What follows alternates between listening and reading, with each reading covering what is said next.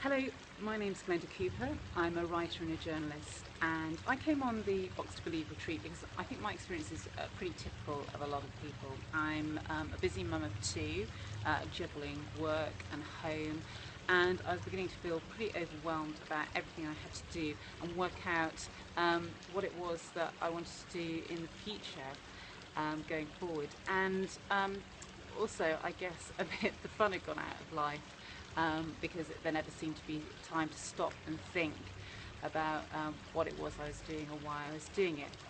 I was particularly attracted to the Box to Believe retreat because it seemed to me what Kat was doing was a very practical way.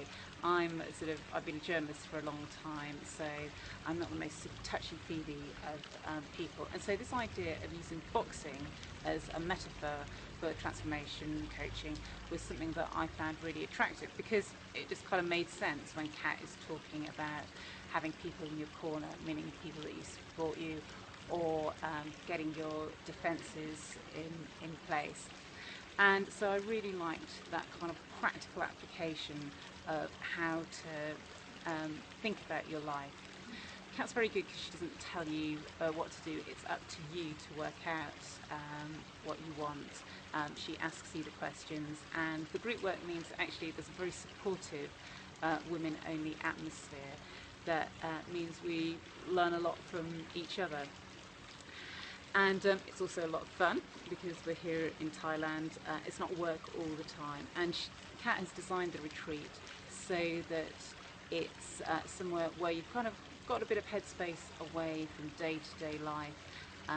The usual stresses and strains aren't there, so you can really take some time to think about what issues that you need to address and how you can change your life in practical ways for the better. So what did I learn on the retreat? Well, it kind of gave me a lot more clarity about how to manage my working life in future, but it was also very good from a personal point of view. It taught me I'm the sort of person that feels me to be kind of pretty tough and self-reliant, and actually it taught me a lot about asking for support and communicating more with people.